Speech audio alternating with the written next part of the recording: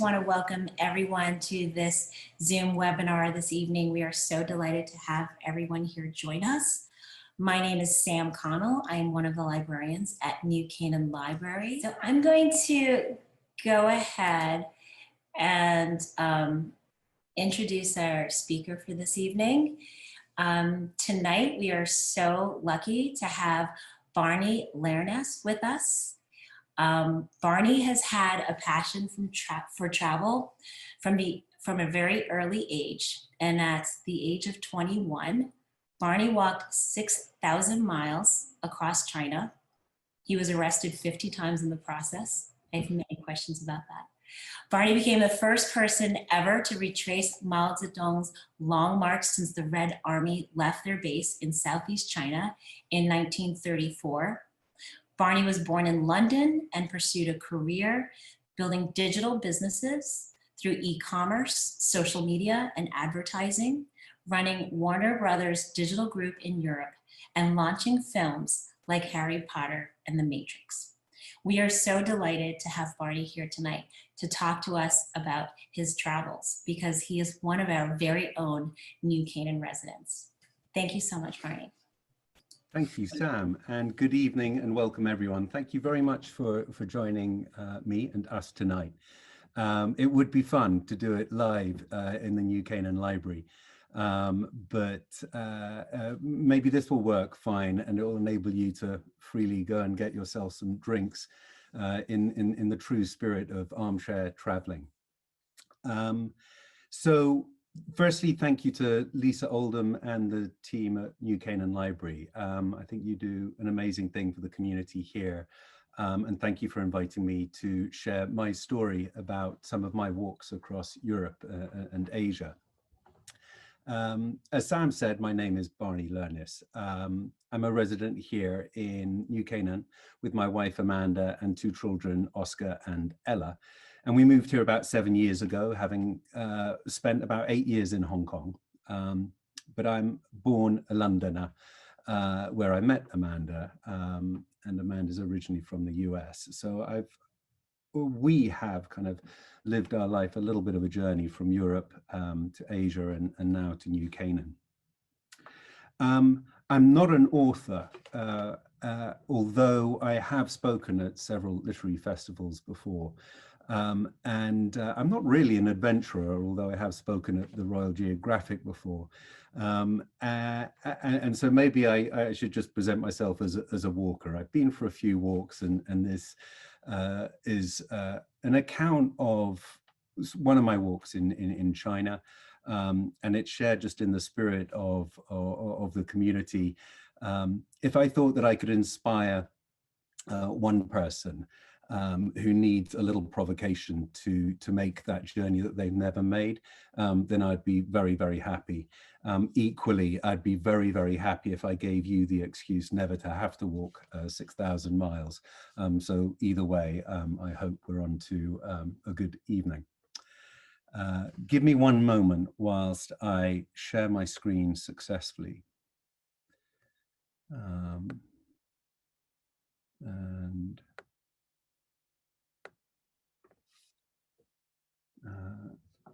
And then let me begin. So the talk was called, I think, Walks Across Continents. That suggests I've done a few walks across a few continents. And so just to give that some context, my first walk was across Europe, from Istanbul to London, about 4,000 miles. My second walk was very short. It's barely even a walk. It was across East Africa between Mali and Burkina Faso. And then my third walk, just having left university, was across China, 6,000 miles, retracing the Long March. And these distances, and definitely these little squiggles on the map, are quite difficult to get a sense of, well, I don't know, how far is 6,000 miles? So just to give it some context, 6,000 miles is like from New Canaan to San Francisco and back again with a little bit of a loop. It's New Canaan to Buenos Aires or New Canaan to Moscow.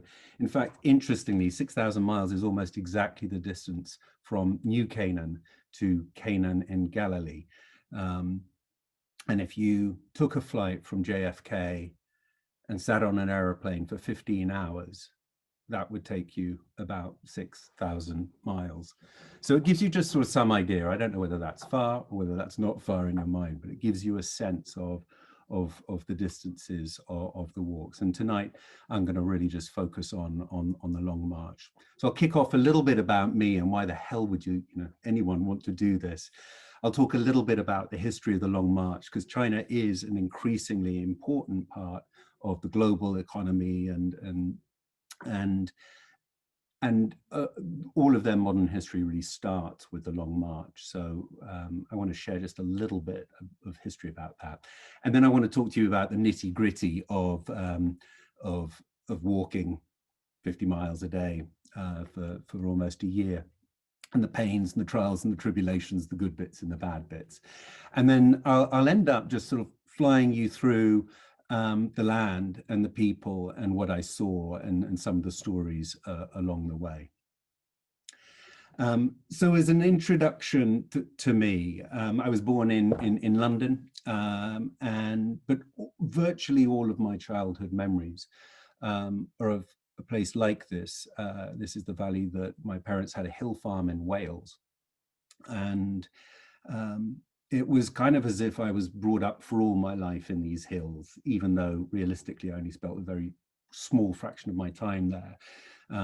But as a boy, I believed I owned these mountains, and they're still very much a part of me and within me. And it's kind of important because these are the seeds, I think, that gave me the love of being outside, of hunting squirrels and rabbits, of making walls, of making fires and going camping, of looking at a horizon and then walking to it, or taking a horse and galloping to it. And I think, that it was those seeds that really gave me the confidence that I could travel to any horizon and well beyond it. And those seeds were sown actually when I was really very young. At school, I studied a little bit of Wordsworth, and there was part of the two-part prelude that William Wordsworth wrote that really helped me as quite a young man, old kid, to articulate what I felt deep within me. And it was this passage where Wordsworth writes that there are in our existence spots of time which with distinct preeminence retain a renovating virtue, whence our minds are nourished and invisibly repaired. And for me, that's the idea that there are places that you can go to, there are things that you can do, and experiences in nature that really help you ground yourself and find that connection. It helped me articulate how important actually that pursuit of the outdoors is to me as a person. And in England, a lot of people, when they leave school, given an opportunity or take the opportunity to take a gap year. And as soon as I left school when I was 17, I traveled to Eastern Europe on a train. And my mother had handed me a book by an author called Paddy Leigh Femor. And whilst East Germany and Czechoslovakia and Hungary were interesting, the way that Paddy Leigh Femor as a writer wrote about his journey was much more interesting. When he was 17 in 1930, he walked from London to Istanbul, or London to Constantinople as it was then. And he wrote these really, really beautiful books about being a young man walking across Europe. And I thought, well, God, if I ever get a chance to do that, I'm going to do it. And 2 months later, the Berlin Wall fell. Ceausescu was executed in the Christmas of '89. And 2 months after that, I flew to Istanbul and I walked about 4,000 miles through Eastern Europe, which had never been open before. So I walked through Bulgaria, through Transylvania and Romania. I walked across the Hungarian plain and over into the Tatra Mountains of Czechoslovakia, and then from Krakow to Warsaw to Gdansk. And then I headed west. I arrived in East Germany the day that the Deutschmark was reunified with West Germany, and then got to London. And it was an amazing journey and an amazing experience. By and large, it was positive. I was attacked 5 times by gypsies in Romania and Poland. But by and large, I was okay. And it really helped me think and learn and love that walking is an incredible way to discover a country. And part of the motivation actually to go to these countries was because I knew nothing about them. I hadn't been misinformed about them, but the whole narrative around Eastern Europe was that it was dark and dire, and part of the kind of the cold Eastern Bloc. And what I found there couldn't be further from the truth, and it couldn't be a richer, more fulfilling kind of environment. And then after university, I wanted to do another walk, and I had planned on a walk from Vladivostok back to London, but I thought it would take me about 3 years. And I thought I'd truly come back a lunatic if I went for a 3-year walk.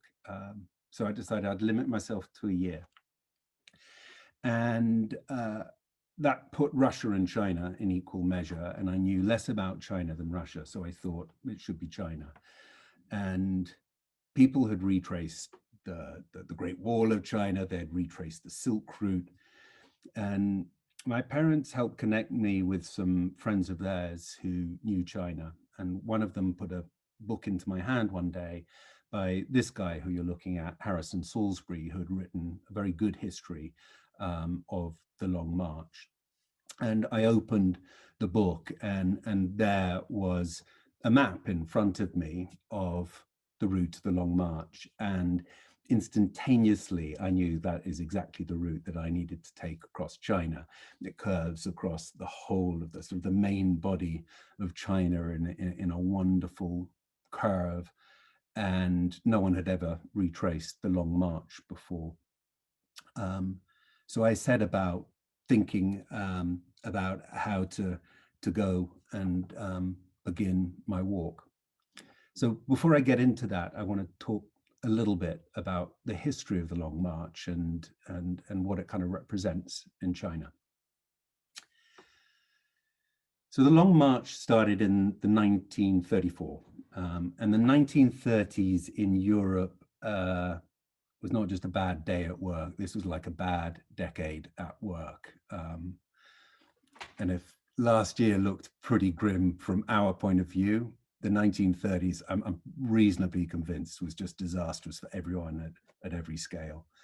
I apologize to the historians here, but I'm going to mash the 1930s history just to give you a kind of a broad overview. But, you know, in the US, you had the Great Repression, Roosevelt's New Deal. In Germany, 1933, you had Hitler come to power, and in Spain, Franco took fascist power in 1936. Mussolini, who I think had ascended to power in 1925, was pretty much at the height of his power in Italy. Russia, post-revolution, Lenin was really handing over the baton to Stalin, but the communist revolution in Russia was dominating global politics and was very much kind of strengthening in force. Japan had a large colonization of Korea. Korea was completely colonized by Japan for at least 100 years, and actually as was Taiwan. And in India, you had the diminishing of the British Empire. So you had Gandhi at his peak, fighting for sort of soft revolution to get the British out of India. And in the UK, you had just a mess. You had a sort of dissolution of the empire and all of the sort of the loss of finances that went with that. So globally, this was a huge destabilizing period of the world, and a real shift in geopolitical power. And because I know so many of our Fairfield County friends love a little bit of macroeconomics, I thought I'd give you a 200-year view of the macroeconomics of what was going on. And you see that kind of China's decline had been over, at least 100 years, moving into 150 years through the Qing Empire, was a long, steady decline for China. Europe had was just at its peak in power and was about to kind of go downhill. And America was on the ascent with a little kind of dip and wobble in the 1930s. But it's a reminder, really, that history is best seen, over a long period of time. And China's kind of recent ascent to importance and integration into the world economy is really only writing what has been a very dominant position for China for a very long time.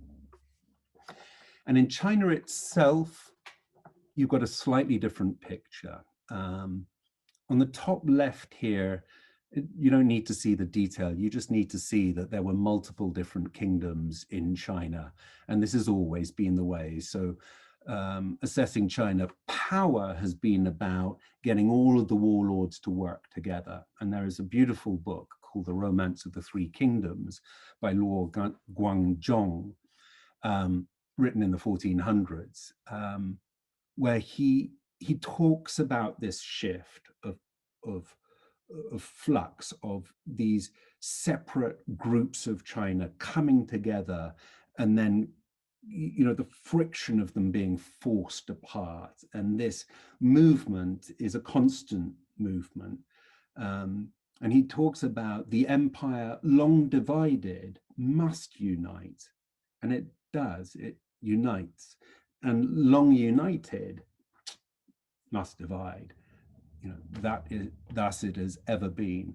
So this continual flux of the kingdom coming together under a single ruler and then over a period of time just dissipating is sort of a rhythm that China has felt itself under for ages. And even in the US, you can feel that a country of this size has always got its natural flow of coming together and then dissipating. And then it's got to come together if it's going to survive. What you've got is, next is Puyi, who was the last emperor in 1911, comes at the end of a long decline from the Qing Empire. And he abdicated in 1911. Yuan Shikai was the first president of the Republic. He died in 1916. And then Sun Yat-sen came to power. And Sun Yat-sen was generally seen as a great unifying leader. Both the communists and the nationalists were in favor of Sun Yat-sen, and they could work under him. Incidentally, just to put some context, Sun Yat-sen was living in Hawaii at the time of Puyi's abdication. And all of that top row of Chinese leaders were very westernized. Sun Yat-sen was a Christian. He was educated in the US, living in the US. Chiang Kai-shek was fully westernized when he wanted to be, as you can see, as was the last emperor. And so in the China ruling classes, you really had a very, very westernized group of leaders. And, that was not healthy for them. The Western powers had gone in there. The British, most on the extreme, had led the kind of the Opium Wars in the 1830s, the 1860s, putting a huge swathe of the Chinese population under the kind of the spell of opium. And foreign powers don't have China's interest at heart as they go in there and develop their trading nation, and they'd really sort of weakened the strength of China. So in this bottom row, what you've got is the communists who say, we want to expel the foreigners, we want to take back control of our country. They're kind of supported in spirit and mind by the Russians. The man in the middle, you can see Otto Braun was actually a German communist. And there was quite a lot of the Russians sending their military experts, their political experts, to help the Chinese communists sort of shape and form what a successful country would look like. But in 1930, what you've got, when Sun Yat-sen died, Sun Yat-sen had managed to keep the parties together, but on his death in 1925, you had Chiang Kai-shek, who led the Kuomintang, the nationalist group, go off and supported by Western powers, by the British, the Germans, the French, and the Americans, begin to sort of try and eradicate the communists. And you had the communists kind of come together and realize that they needed to try and get rid of the Kuomintang. And so in 1934, what you come to is you might notice that a few of these kind of areas have a cross in them in the bottom right here. And essentially what you had was Chiang Kai-shek, who had exterminated the communists in these pockets of power. And he amassed 1 million troops to encircle this last major enclave of communists and to try and exterminate them. And the communists, the Red Army, realized that they had to just get out of there as quickly as they could. So in autumn 1934, they dismantled their printing presses, their hospitals, and their munitions groups, and 100,000 of the Red Army planned to flee from this encirclement by the Kuomintang. They didn't really know where they were going, they just knew they had to get out there. And so the story of the Long March is really about these 100,000 people fleeing to save their lives and trying to find a way to break into China, to regroup and build what they hoped would be a successful government. And that journey took them 6,000 miles across China. And you can see there are different routes, different factions of the Red Army came and went, and 100,000 people walking in one single column is just not how it works out in the countryside. So they would kind of weave in and out, and at certain strategic times they would come back together and meet up and regroup. But at the end of the journey, you had 6,000 people still living. So there was huge death along the way. Some people were injured, they didn't necessarily die, and they stayed in the villages. But along the way, there was serious death and starvation. The Kuomintang kind of ruled all the air and all the bridges and all of the crossings of the Yangtze. So this was both a flight to survive, and then slowly what this became was the seeding of a new belief in a different type of China. And every single ruler in China up until 2003 had either walked the Long March or was the son of a Long Marcher. And it is seen as the most important beginnings of Chinese modern history. So I'll move on to a little bit about my walk. I had tried to get permission to walk. I knew I needed permission to walk for a year, and so I'd asked the Chinese government whether they'd give me a visa. And they said, well, if I planned 4 years in advance, walked with 20 people and gave them $25,000, that I could walk. And obviously I wasn't going to do that. So I flew to Hong Kong. I tried to network my way into people of influence, and they were very kind and they tried to help, but I still couldn't get permission to walk. So eventually all I had to do was, I got a tourist visa. I took a boat up to Guangzhou, a train to Nancheng, a bus to Ganzhou, a van to Yudu. And on the van, I met the bus driver who was sitting on my left here, a couple of students who on arrival in Yudu took me to the local government, arranged a little lunch for me. And then after lunch, we took out and they took me to this monument, which sits aside the river and marks the starting point of the Long March. So I had sewed $2,000 into my belt. I had a 3-month visa for a 12-month journey.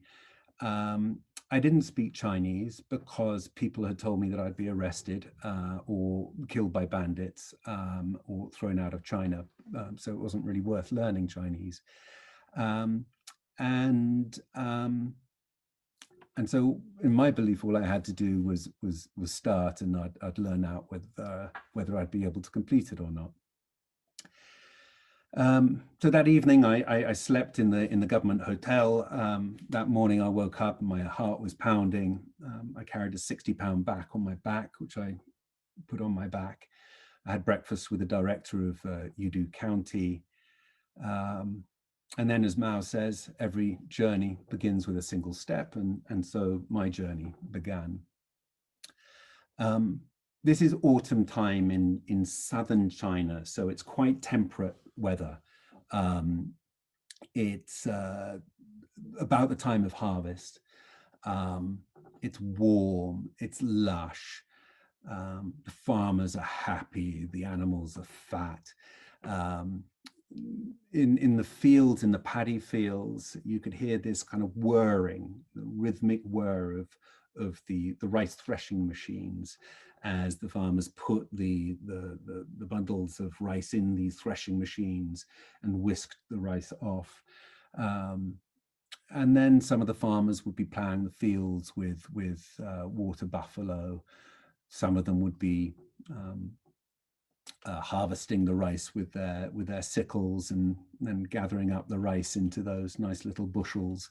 And you'd have kids minding ducks in the paddy fields, eating the little husks and wasted bits of rice. And the kids would be sitting there laughing and joking. They might be fishing in the little ditches for eels or something like that, sitting like cherubs on the side.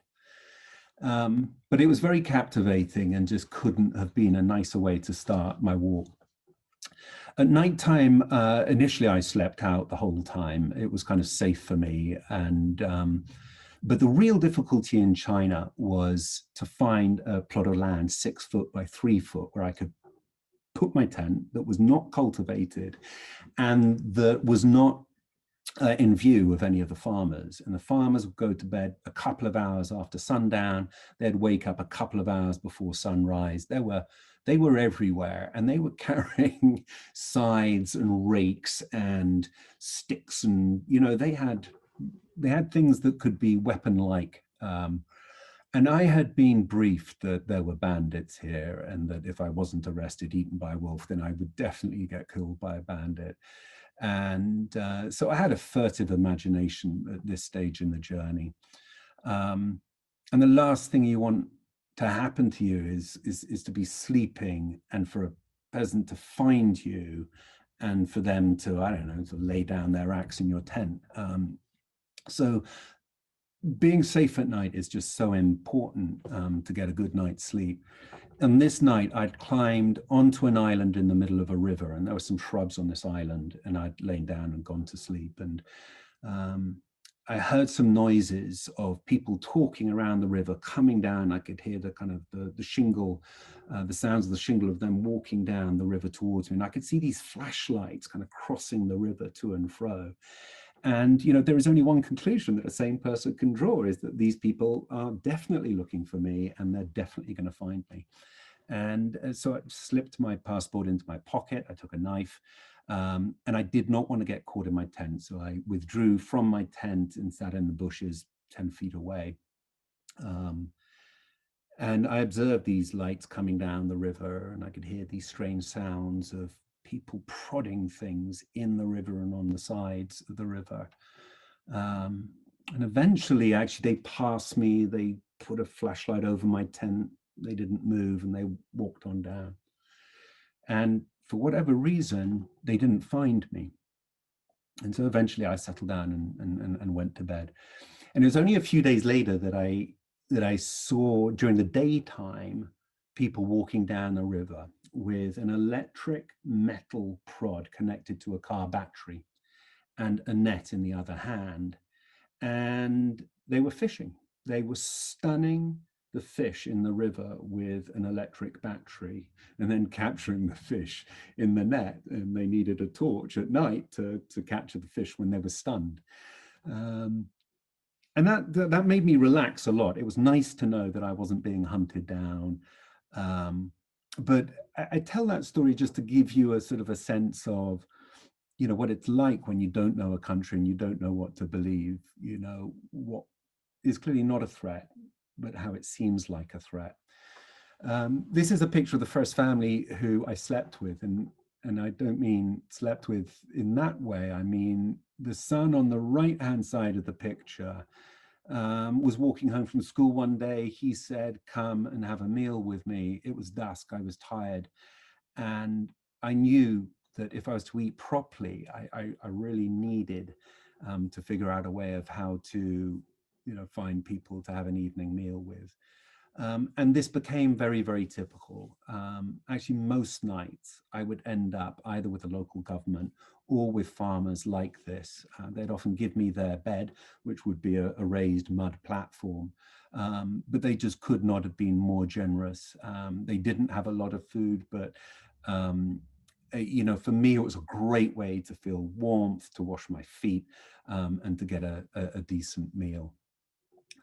The other godsend for me was English teachers. And on the right of me here, you see the first English teacher who I met. In 1984, Deng Xiaoping, who was also a Long Marcher, he was 17 during the Long March, and he became the premier of China. Deng Xiaoping said, "We need to open China up, and to do that, we need an English teacher in every school in China. Even the remote ones." And I mean, even 9 years later, there was an English teacher in every single school in China.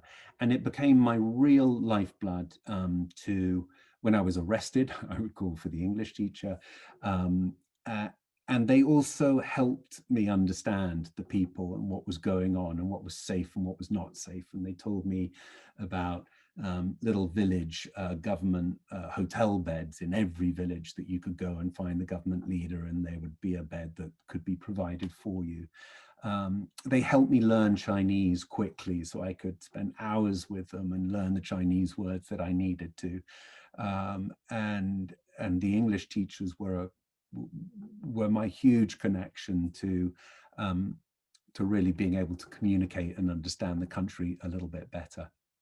And the final part of my daily routine that's really important is around navigation. So I had a compass, and I had maps, and I had these spy satellite maps that I got from Stanford's in London that were really pretty good. I might walk just a couple of inches of that map in a day, so they weren't that detailed. But by and large, I could at least create a macro view of where I needed to walk. I had some more detailed maps in Chinese, but it was difficult for me to fully understand them. And I would talk to people, and people would remember where the Red Army had been over which mountain. So I would kind of triangulate where I needed to walk, and principally use my compass and maps, but then learn how to navigate through sound and smell and through reading the little paths that were littered across the hills. And sounds like if you heard a duck, you knew you must be quite near a home. Yaks could be anywhere, but if you heard a duck or even a chicken, you knew that would take you to food. And I learned how to read the land, so that even when there wasn't sun, or even, I knew which direction I would be going in.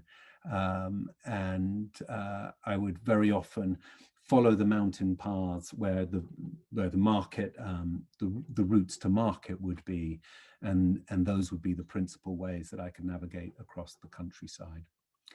I think I said, I carried what any of you would carry on an expedition like this. I had a tent, I had a sleeping bag. I took the Bible, the Quran, different sort of core religious texts. I even had a Walkman that I listened to for 20 minutes a day.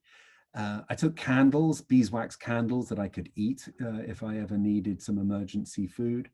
I had emergency rations that I never used once, but to be honest, it was kind of a nice feeling that if I'd fallen and broken my leg or something, that I could at least sustain myself for a number of days and not really panic.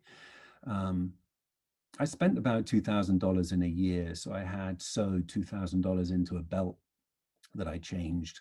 I could change that into local currency, I think once or twice on my journey. And then very importantly, I had a poncho, which I could put on to keep myself dry and my pack dry. And I had walking bamboo that I could use to keep dogs off me. And, you know, in the hills where there were wolves and things like that, I would frequently practice how to repel a wolf attack on me. But my daily routine, I'd walk about 60 kilometers a day. I never walked more than 100 kilometers a day. I always walked at 5 kilometers an hour, whether it was going hard uphill or hard downhill. So it was sort of a steady pace.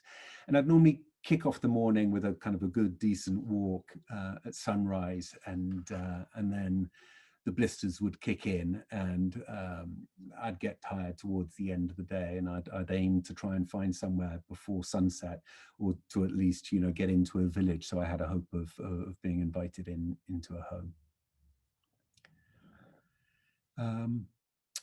So I'm now going to show you briefly a little bit about 3 different areas of China. The first is going to be about bandit country in the south. And I say bandit country because when I was told I was going to get attacked by bandits, it was definitely in this southern strip of China that I thought I was going to get robbed and attacked. And in fact, that entire southern strip was closed to foreigners. It had just never been opened officially. So Beijing was opened in probably 85. Shanghai was opened at a similar time. But large swathes of China back then were just not at all open for foreigners. And this is where I was arrested 50 times. Having escaped that, I then got towards Sichuan and the mighty Jiajinshan, so the snowy mountains, where the Red Army had crossed 5,000-meter peaks. And then the final part of the walk was across the Caodi, the grasslands in Tibet, where about 30,000 Red Army lost their lives through starvation or through freezing to death. And before I do that, I'm going to try and show you a little video walkthrough that I compiled from Google Earth. Now, you might need to either grab a drink or grab a motion sickness pill. It's a little bit jerky, but I think after a few seconds, it gets a little bit better. But this will just give you an idea of the countryside. And roughly every second of video you're watching, roughly that's about 50 miles. So it's about a day's walk.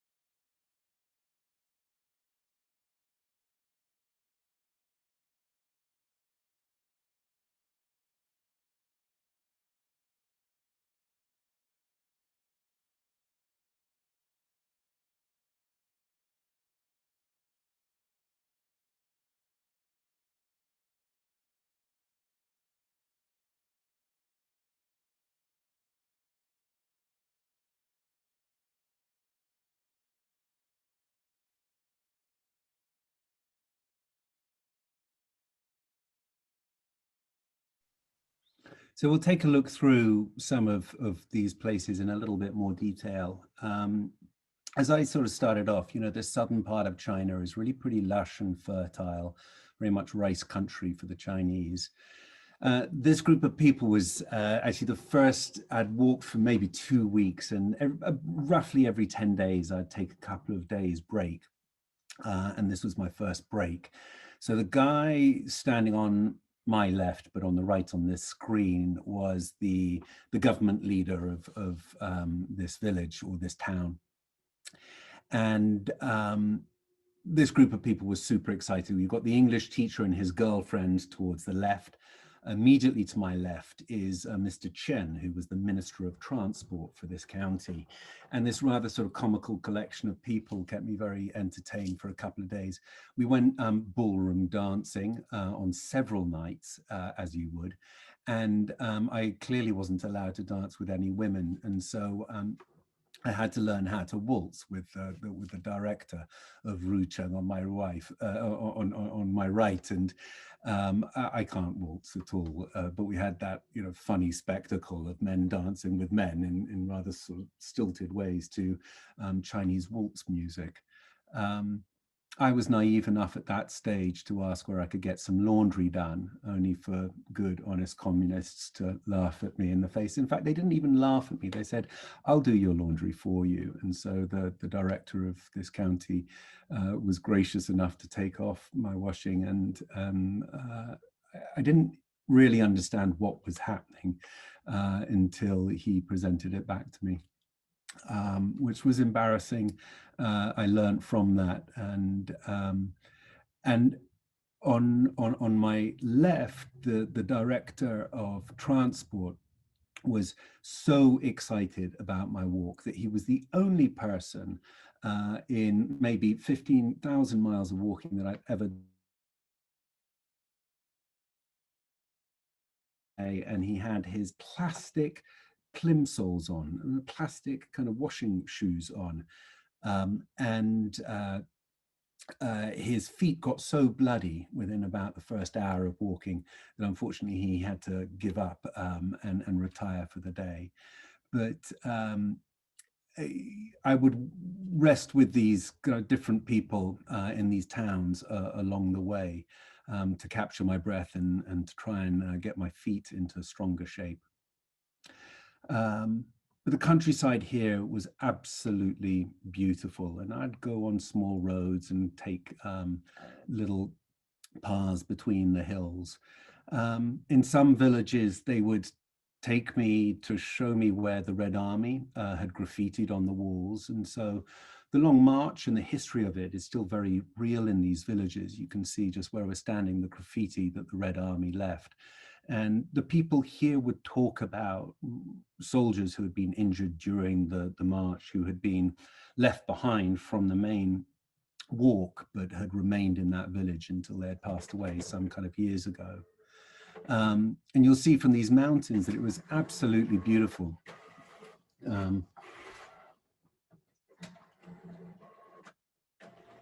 Sorry, you'll see from these mountains that the landscape was absolutely beautiful. These very extreme limestone casts. If you tip your head on the side, I'll give a prize to anyone who guesses whose profile that is. General de Gaulle. I thought it was Margaret Thatcher. Anyway, the landscape around this area is absolutely beautiful. And in these various areas during market day, you would see the hills and the woods teeming with people taking their water buffalo or their bicycles or their tractors on 2 wheels to the market town. But this area was also very poor. It's kind of mining country. There are lots of famines here when the crops fail. And, you know, there's very, very simple infrastructure. You know, through this part of the walk, as I was kind of getting into the pace of things, I started to have huge pain in my foot. In fact, I had a compound fracture in my foot that I had to walk on for most of the stretch of the journey. And part of the reason for that was that every night I'd get arrested by police because I was not allowed in this part of China. And the charade we would go through is probably the local government leaders would welcome me into their house. The police would understand that I'd be in the village, and they would come, and we would sit negotiating over some rice wine about what the police would do with me. And the police would want to expel me out of their jurisdiction, and the local government leaders would want me to stay and enable me to carry on walking. And almost every time I was stopped and arrested, I was allowed to walk on, because I'd say I'd be out of their county by the next day. There were one or two times where I got into slightly more serious trouble through the way. But you can see that it's really a very, very charming countryside here. This was an area, a deep, deep valley where they were logging, and you could hear these huge trunks cascading down the hills and then splashing into the river below. And in these lovely, lovely rivers, you would have cormorant fishermen with their cormorants that they would put into the river, and they would go off, capture fish. The cormorants would have a ring around their neck. As the cormorants swam back to the boat, and the cormorant fishermen would take the fish out of their throats. I was walking mainly during winter time, so it was cold at times and getting colder, but I was very lucky that the most of this part of the journey was by and large warm.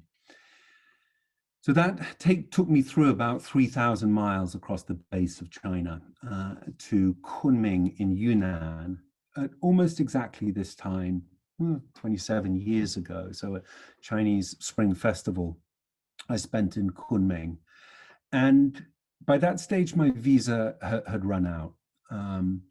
And my father had arranged to send a pair of walking boots to a contact of his at the Bank of China. My father was at the Bank of England, and his counterpart at the Bank of China said, absolutely, you can send a spare pair of walking boots to the Bank of China in Yunnan. Now, Yunnan is about the size of Germany. So it's a large province in China. And so the president of the Bank of China in Yunnan is a very significant man. And he took me to dinner one night. He asked me whether there was anything he could do for me. And I said, well, I don't have a visa to be in China any longer. And, you know, I need to work out how I get that.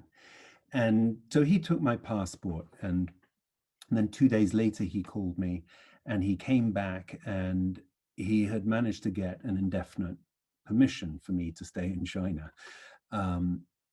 And, you know, that was really my lifeline to being able to complete the walk, was his kindness, his generosity, and the happenstance of knowing the right person at the right time. But from that moment onwards, having traveled through the real close parts of China, I could then head north into the mountains, into the snowy mountains, which strangely were not so protected. I had a new pair of boots, a new visa, and here I am standing at the cusp of the lip that would take me down towards the Yangtze, about 40 miles down that valley. And this crossing point for the communists was really, really important, because they had to travel 3,000 miles across China to find a crossing point of the Yangtze that wasn't controlled by the Kuomintang. And it was at this small little ferry point called Jiaopingdu that they had managed to find a crossing that took the bulk of their army across the Yangtze and gave them an opportunity to get lost in the mountains. And quite famously, the first hurdle as they got into the mountains was this group of people called the Yi tribe. In China, there are 56 different nationalities, minority nationality tribes, the Han being one of them, but the Yi being maybe the most fearsome. They got this reputation for galloping down to the lowlands, stealing all the harvest and women and ducks and pigs, and then bringing it back up into this terrain.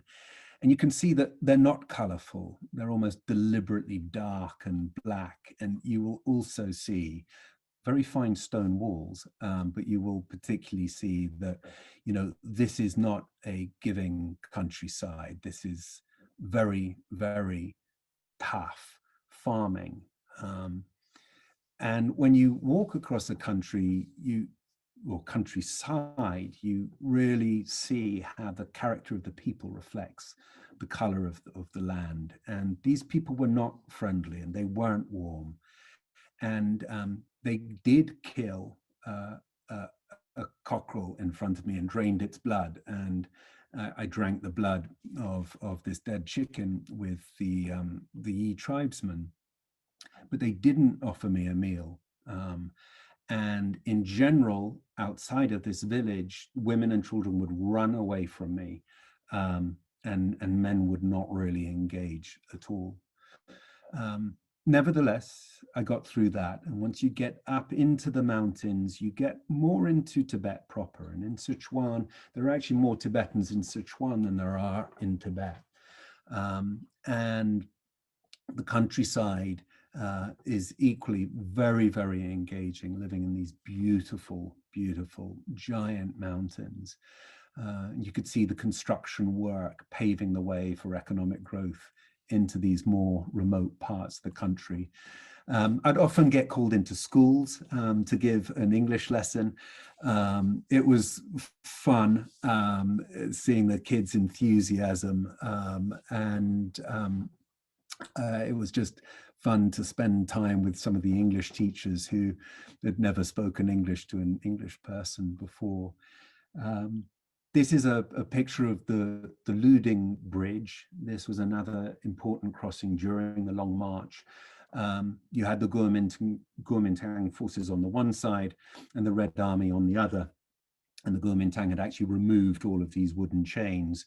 So famously, the Red Army had to lead a charge across this bridge with just the chains to run across. And then I got to a place called Ya'an. And Ya'an is quite close to sort of the real heart of the Panda territory. My friend from the Bank of China had told me to touch base with some of his people in Ya'an, and they would help prepare me to take me over the first of the really big mountains, the 5,000-meter peaks up in China. So I spent a few days resting up in Ya'an, getting prepared to climb the big mountains. And 10 years later, Amanda and I, maybe 10, 15 years later, when we were living in Hong Kong and China, we went back to Ya'an.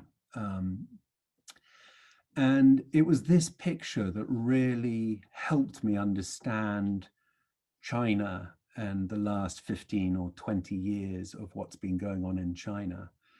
And it's the real difference is the absence of cars here. So this is 1993.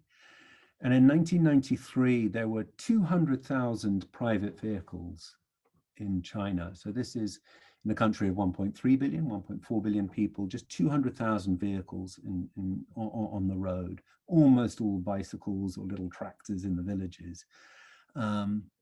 And I noticed some big highways being built when I got there. And in the last 15 years, more highways have been built in China than exist in the entire United States. So the volume of building of roads and highways across China in just this short pace of time has been staggering. And of course, when you go back now, you'll notice that all of these towns are just chocker with cars. And, you know, it's just I think lucky me, wasn't I lucky to be able to walk across a China that wasn't obliterated by cars. It definitely made, you know, these journeys much more interesting. So from Ya'an, I headed up into the mountains. I was told by my friends at the Bank of China that they'd meet me in a couple of days' time. I could never quite understand where. And then they appeared out of nowhere. There was a concrete wall of a nondescript building And they suddenly walked out, and we must have been 10 miles from any village. And they beckoned me into a courtyard and took me to the heart of a little panda sanctuary where there were probably 30 or 40 pandas and babies rolling around. And if you can see the building behind me, I mean, it was totally ramshackle. This is not a tourist thing at all. There was no signage that this place existed. And I spent a few fabulous hours playing with the baby pandas, you know, in this sanctuary deep in Sichuan. And this is the big mountain. This is called Jiajinshan. In Chinese history, you read of tens of thousands of Red Army cascading, peeling off the mountain with donkeys dragging them down the hill, not donkeys, or horses, but you know, they built up this huge narrative about this ghastly mountain that had killed so many of the troops as they crossed it. And it made me a little bit nervous. I'm not a mountain climber, and you can see that there's still quite a lot of snow up there, and it must have been February, early March at that time. And I'd planned to try and find some guides to help take me across the mountain, at least the first of my big mountains. And we found a couple of guides who $20 would take me across the mountainside, and we started at 3 o'clock one morning. This was just pre-dawn, I think, and this must have been at about 9 o'clock that morning on the peak of Jiajinshan. You can notice that this guy's got cotton gloves. He's got some quite cool leather ear covers over his ears. What you don't notice is his little plimsolls that he's got to wade through the snow in. Neither of us looked particularly well equipped to be wading through snow, which we certainly were at that kind of height. But it was clearly a huge help to me to have them take me to the top of the mountain. They left me at the top. They went down one way, and I went down into the valley below in the other direction. And these valleys are just beautiful. Here are some of the Tibetans with their yaks that they have to sing to. The yaks are fabulously characterful animals that, you know, are super stubborn. So you either have to massage them or you have to sing to them. And you can tell this is springtime. You've got lots of people out in the fields rebuilding the walls and planting seeds. And they live in these extraordinary castles where all of the animals live in the bottom layer. They have crops in that top layer, and they live in the middle layer. And I got to a town called Mawargai, where I spent a few days before I was going to go on to the Chaudi, which is this last part of my journey. And Mawargai is like one of the last frontiers of humanity. It's just wild group of these extraordinary minority nationalities and tribes people. Here are these nomadic herdsmen with their leopard skin collars and their yak skin cloaks and their wolf skin boots. I don't know what this guy is wearing, whether it's a dog skin hat, I don't know, but you know, you can smell him from here all these years later. And I was preparing myself to get across the Chaudi. Now, as I say, the Chaudi had been rumored to be where thousands of people had died. And I knew it would be about a 10-day walk on my own without food. And people said I was truly crazy. I was an idiot to go up there. And they said, you'll definitely die of starvation, or you'll totally get eaten by wolves. And there will also be bandits. You know, it's the same kind of message I'd got all the way through China. But I recognized that there was something especially bad about the Chaudi. I just didn't really know what it was. Here you see the irony of some Buddhist monks buying some congealed blood, pig's blood from a street seller. This was my last mountain. From Mawargai, I then got up into Chaudi. So I had another big 5,000 meter peak that would take me across the lip and then down into the Chaudi. And this is what the grasslands are. It's 4,500 meters, so quite rarefied. I mean, it's thin air. It's sub-zero at night. It snows every night. And in that valley, you can see in the distance, you may be able to make out this meandering river, you know, which is death to any traveler, because as soon as you get wet at that altitude and these temperatures, then you're in serious trouble.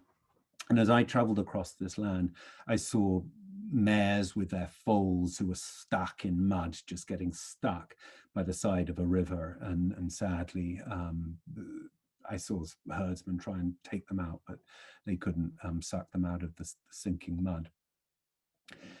This was the longest time I'd ever gone without seeing anyone. So by the stage I took this was about 3 days without having seen anyone.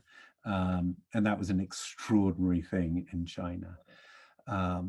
And at night I'd have to dig myself out of my tent. And one morning I woke up and I saw in a distance a man on horseback. And he saw me and he galloped up towards me, and he had a rifle and he had a sword. And he galloped up to me and he said hello in Tibetan. I said hello. And then he galloped off again. And I've got to say, I was glad that it wasn't a prolonged meeting and that he wasn't a bandit that was attacking me. But it also meant that there was some people there that I could, there was something here that I didn't know about. And I was soon given another clue as I was attacked by these 3 Tibetan mastiffs. Now, this is the one photo in this deck that is not mine. I was not brave enough to take a picture whilst being attacked of these beasts. And mastiffs are there to protect the yaks and the home dwellings, the tents that the nomads use from wolf attacks. And they're very fierce beasts, and they're territorial as well. And I had these 3 dogs come over the brow of a hill, and I had to walk backwards for 3 miles as these dogs came at me like with a sort of coordinated attack. But they never got me ultimately. But I think that was possibly as close as I came to death on the walk. Definitely the closest I came to getting eaten alive. And then later on that morning, right? But the dog is a sign of humanity. And later on that morning, I came across a settlement that wasn't on any map. And I spoke to someone there, and I said I wanted help walking across the Taudi. And the village leader assigned me this man on the right, Mr. Tung, and he brought me a horse and he took me across the Taudi on horseback. And I think that definitely saved me, because we would swim through rivers and the horses would give us some height and they would give us some speed across the waters. At night, we would sleep with nomads who were in these yak skin tents. The baby yaks would come into the tents at night. They would be kept warm from yak dung on a yak fire. We would drink yak butter tea. We would chew on baked yak bones. We stank of yak, needless to say. But this was an amazing, I was very, very lucky, I think, to have their help in getting across this kind of very inhospitable land. But it was beautiful as well. And as we got to the far side of the Taudi and got down into the valleys, then we broke into a new dialect, a new language of Chinese, new minority tribes, and new habits. And this takes me into the sort of the final part of my walk across these extraordinary hills made of loess soil blown over from the Gobi Desert, very talcum powder fine. And you can see the deep crevasses which have been etched by water and rains. So walking this is a nightmare because you go up and then you go down and then you go up and then you go down, but it looks so innocent and lovely from afar. But it was lovely. It was springtime. The cuckoos are kind of cuckooing their way across the valleys. 15 million people live in caves that they etch into the mountainside here, and it creates a nice, cool, even temperatured home.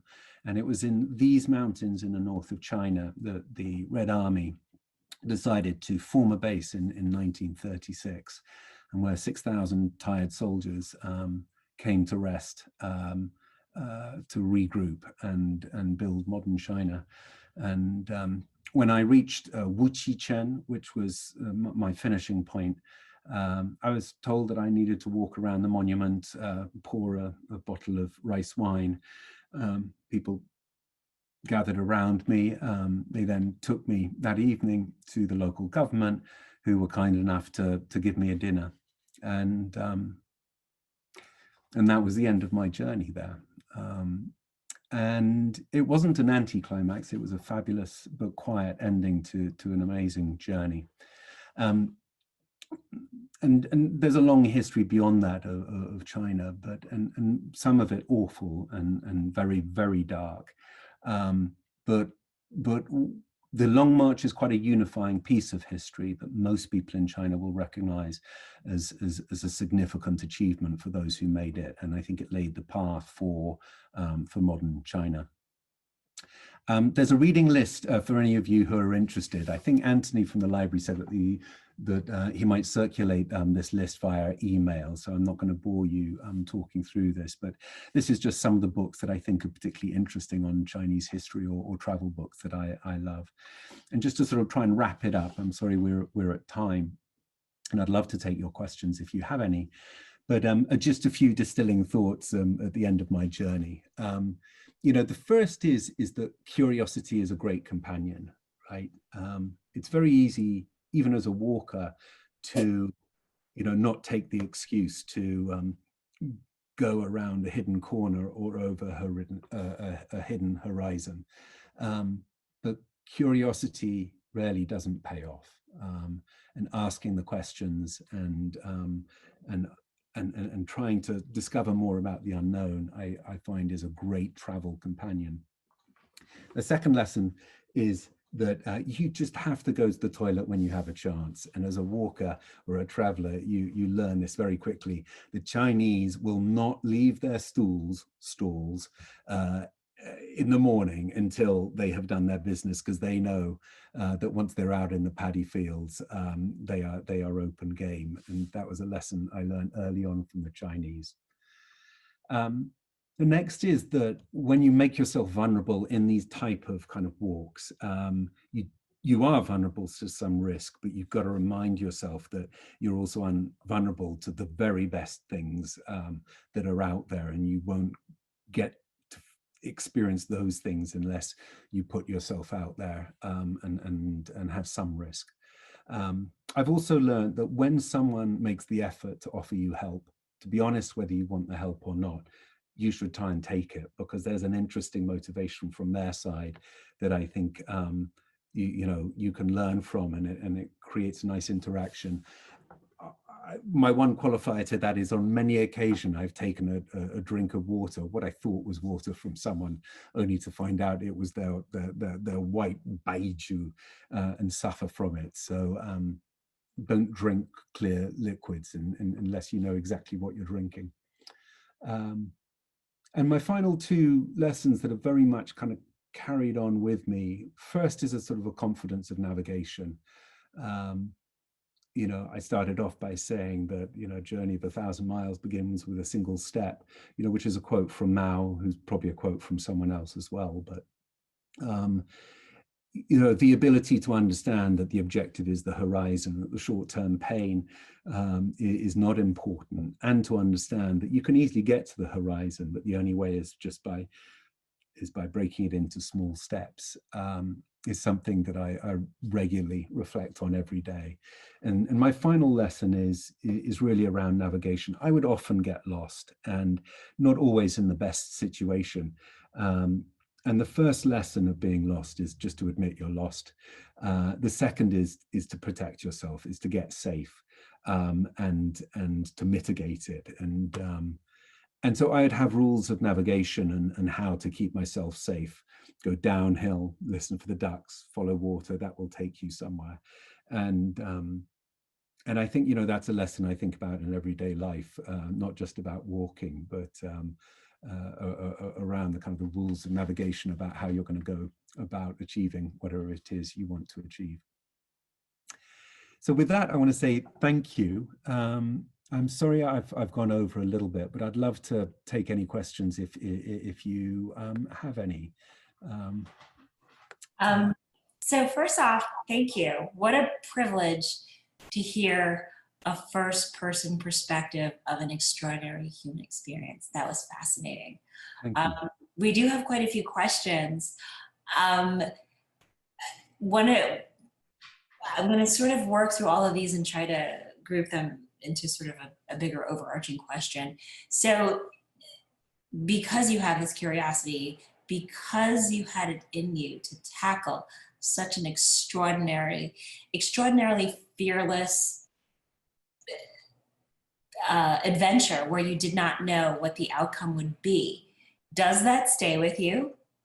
Are you looking to return to such an adventure? Do you have something on the horizon that captures your imagination?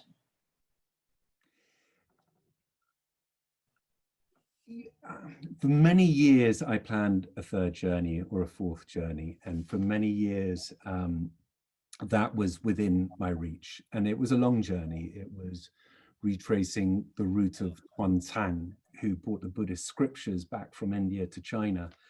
And I planned it, and it was going to be difficult. And I was trying to get a sort of production. It was going to take me 3 or 4 years. And so I realized that I would have to do something productive out of it, craft it into something. It was just a complicated journey to try and organize. And I think after that, I realized, there's another parallel insight to that. I went to listen to Ranulph Fiennes at the Royal Geographic Society. Ranulph Fiennes is an adventurer, and he's done many extraordinary adventures. But I'd characterize some of them as, he was the first man to hop skip blindfolded to Antarctica. And his next journey was hop skip without oxygen. And, he was, the only way that he could make a living was to do the next ridiculous journey. And he would be the first person to say, God, I hated this journey. I am disgusted. I'm really not looking forward to the next journey, but this is the only way I can make a living. So I also came to the realization that, you need to detach sometimes your passions and interests from what you can make a living and how you can have a chance to raise a family. And I think I realized that long walks, can be limiting in that regard. So I think, Sam, I would say that I view everything as an adventure. I view living in New Canaan as an adventure about learning about American culture, right? So as long as you continue to live your life as a journey and continue that kind of passion for curiosity and throwing yourself out there, then, that's my version of a middle-aged journey. So there's a follow-up question. Are you still walking? If so, how often and where do you walk now? I walk my dogs with maybe some people on the call tonight. I run. I still, but the real answer is no. I mean, I go for a daily walk or something like that, but the real answer is no. But also the real answer is that, I definitely, with Amanda and my family, we adventure, but it's just not always walking, and we fulfill our kind of wanderlust in different ways. But I'm just throwing it out there. If anyone wants to walk the Appalachian Trail, I might be up for it at some stage. I'm not adverse to a challenge. So if there are takers, then we should definitely organize a good walk in the US. Okay, so here's another question. 25 years after your walk, how do you feel it has changed you, or how has it affected your perspective? I mean, it's definitely been, omnipresent. So it's never forgotten it. It was only last night or something like that that I really had never heard myself say, wow, it was 27 years ago or 28 years ago. You know, that's a long, long time. It still feels very real to me. It was only until a few years ago I could remember every single spot of 9 months where I lay my head to rest, and every single evening meal that I had during that trip. I mean, these are sort of visceral memories that are kind of etched into me.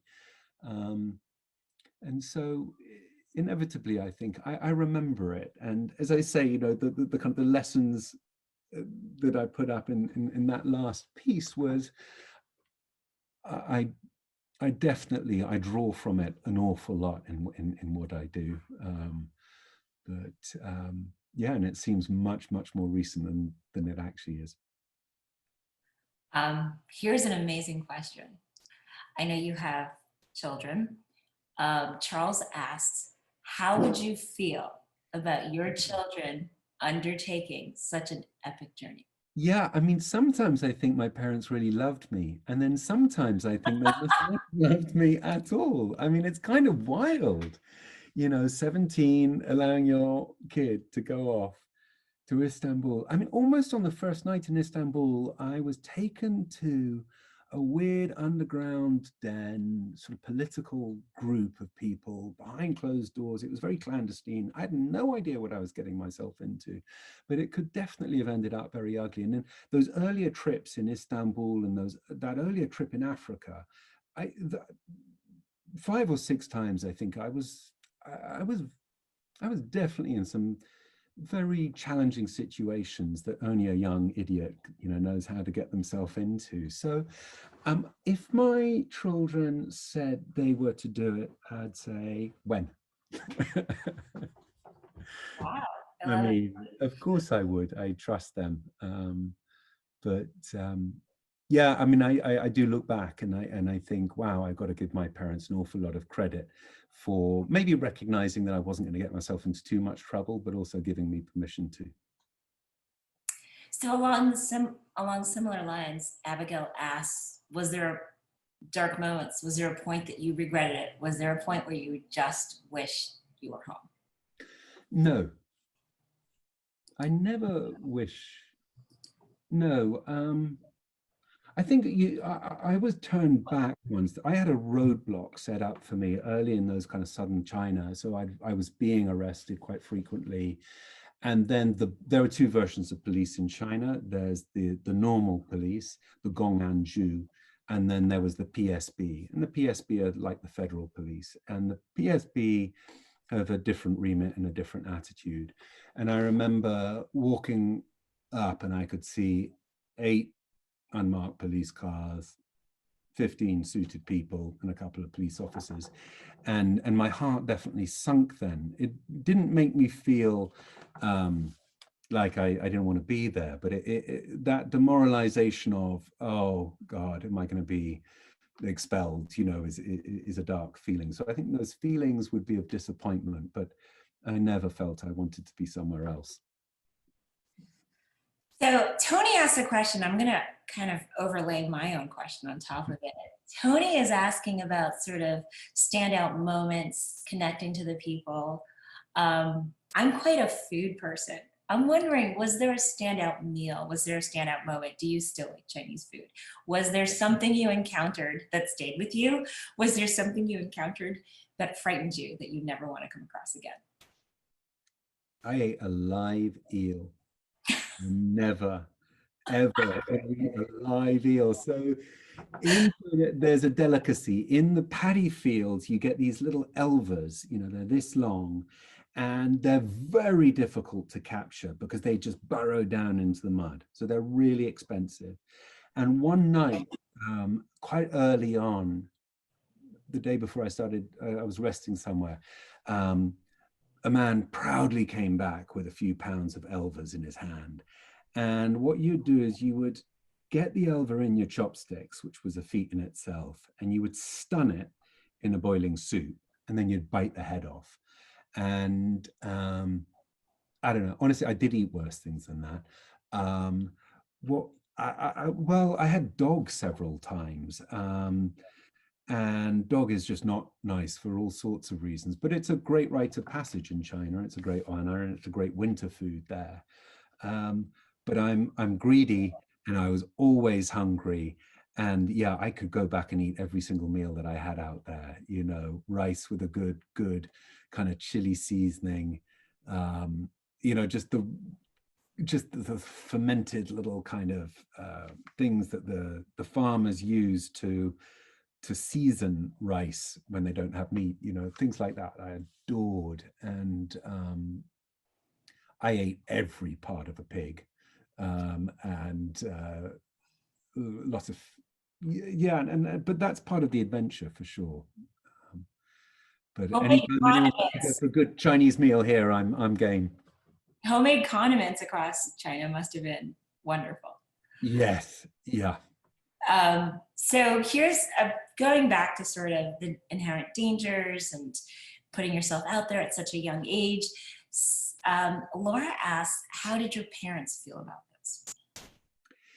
Yeah, so as I say, it was kind of, you know, the more you think about it, the more you think, wow, do they care that little? But then I think, you know, they opened up that contact, you know, in the Bank of China, who enabled sort of everything for me. And they didn't hold me back from doing it at all.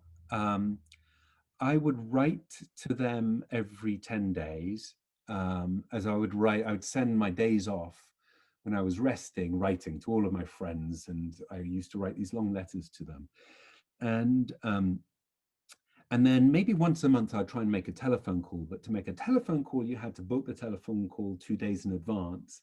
And in the villages, they would be using literally the switchboards, the plugs. And so they would have to book a call to the national capital of Beijing.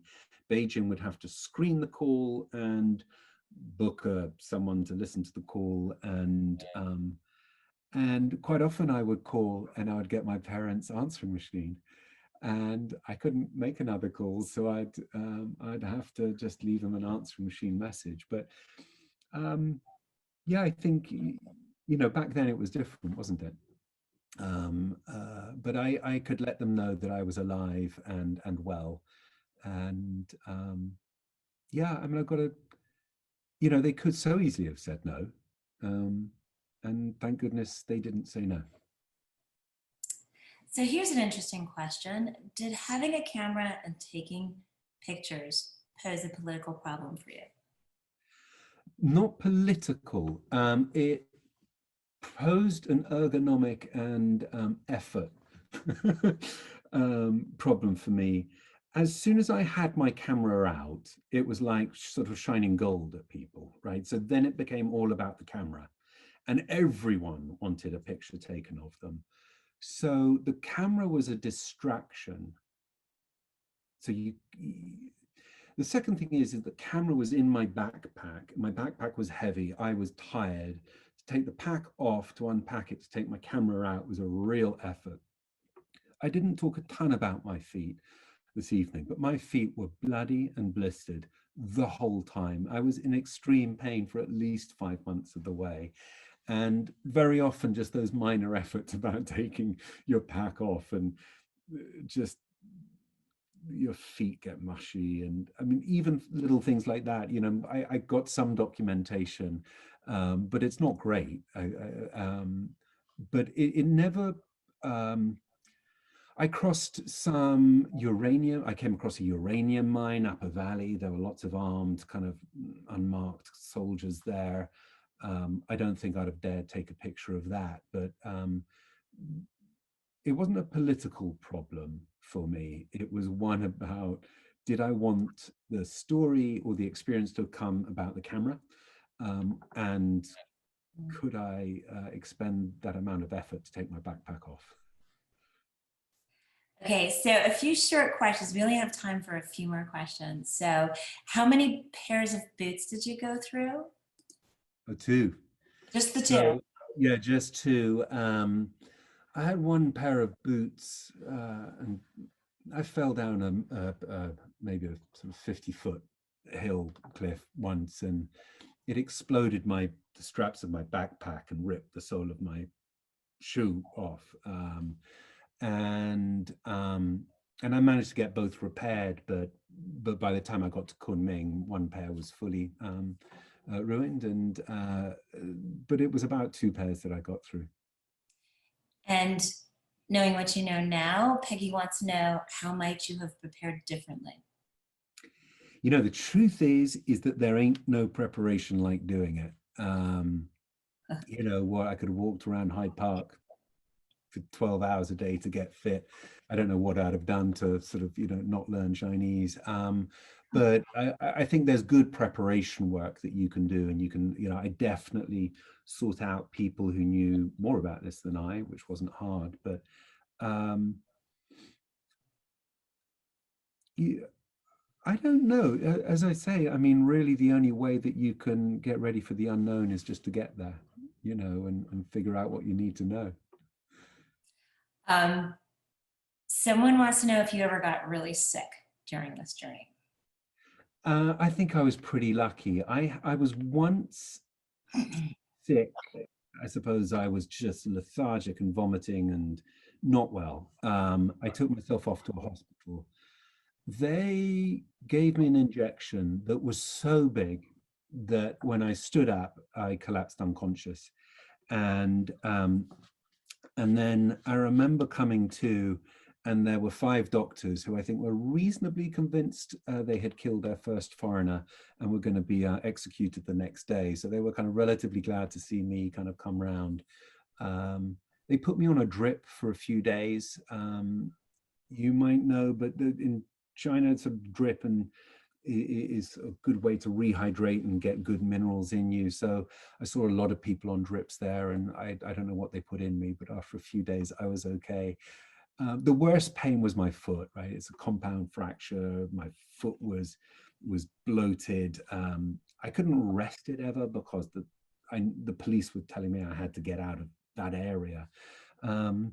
So I used to get that sort of massaged and looked after, and eventually the pain just normalized and it was okay. But yeah, there were just a couple of times, I think, again, I was lucky. I stayed pretty healthy.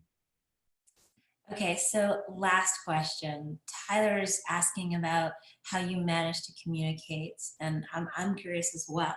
When you're coming into a country under such a situation where you need to connect with the community and the people and the villages you come through, different dialects. So learning the language in one place doesn't necessarily help you in the next. What skills did you use? How did you find a way to connect?